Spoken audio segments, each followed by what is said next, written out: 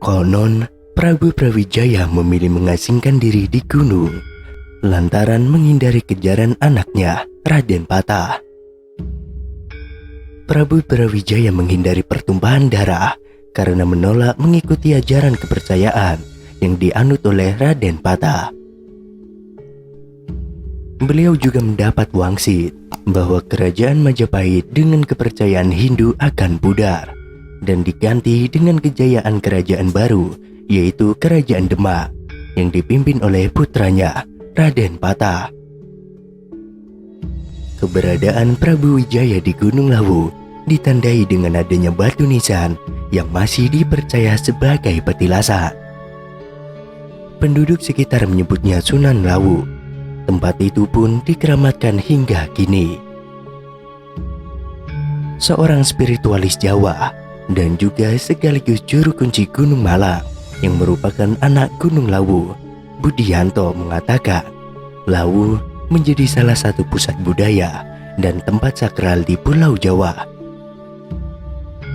Sunan Kalijaga berkata, namun lebih baik jika Paduka berkenan berganti syariat Rasul dan mengucapkan asma Allah, akan tetapi jika Paduka tidak berkenan itu tidak masalah. Toh hanya soal agama, pedoman orang Islam itu syahadat. Meskipun sholat dingklak-dingkluk, jika belum paham syahadat itu juga tetap kafir namanya.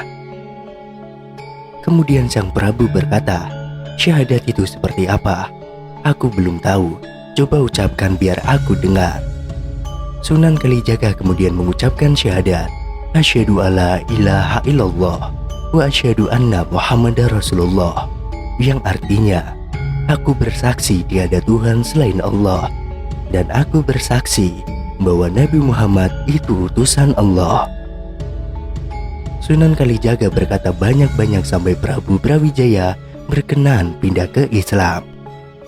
Setelah itu, Prabu Brawijaya meminta dipotongkan rambut kepada Sunan Kalijaga. Akan tetapi rambutnya tidak mempan digunting. Sunan Kalijaga lantas berkata, sang Prabu, dimohon Islam lahir dan batin, karena apabila hanya lahir saja, rambutnya tidak akan mempan digunting.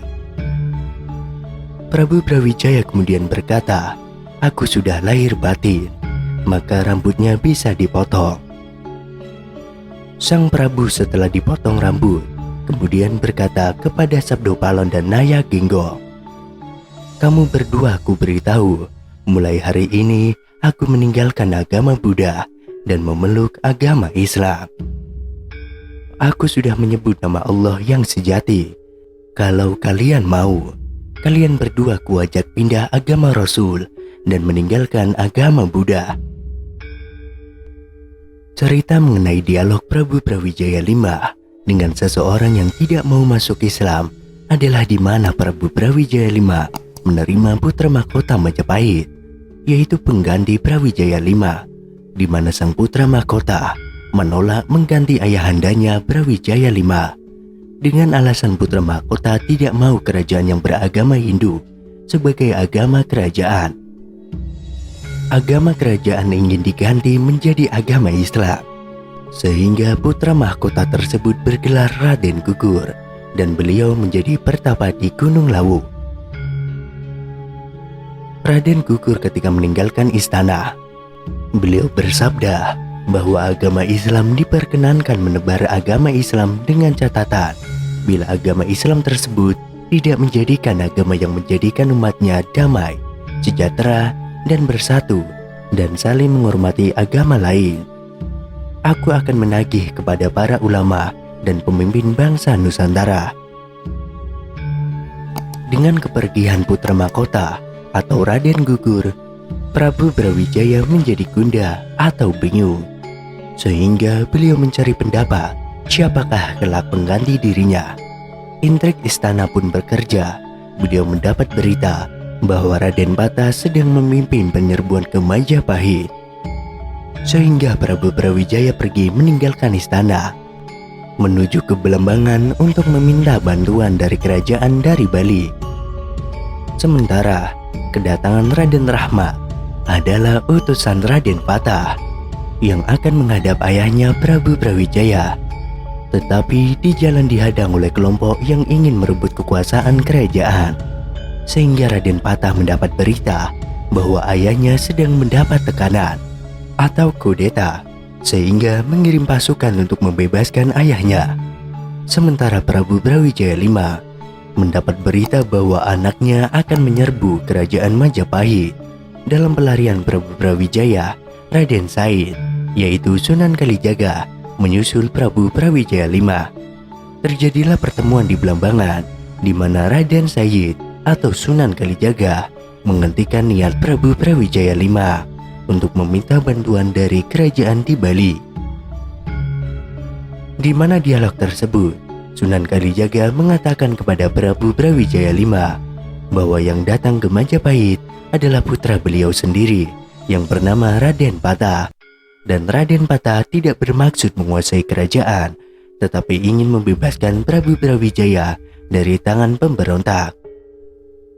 Setelah Prabu Brawijaya V mendengar penjelasan dari Raden Said, maka beliau tidak jadi menyeberang ke Bali dan ingin kembali ke Majapahit. Kemudian Prabu Brawijaya meminta pendapat pada Raden Said. Siapakah yang berhak menjadi pengganti Prabu Brawijaya V? Oleh Sunan Kalijaga atau Raden Said diusulkan Raden Patah, anak Prabu Brawijaya V dengan putri Cina. Kemudian disetujui oleh Prabu Brawijaya V. Sunan Kalijaga kemudian meminta kesediaan untuk Prabu Brawijaya V masuk agama Islam untuk membuktikan pengakuan raja telah menyetujui Raden Patah menjadi pengganti Prabu Brawijaya V dan agama kerajaan Majapahit menjadi agama Islam. Prabu Brawijaya V menyetujui. Kemudian Raden Said atau Sunan Kalijaga membacakan 2 kalimat syahadat.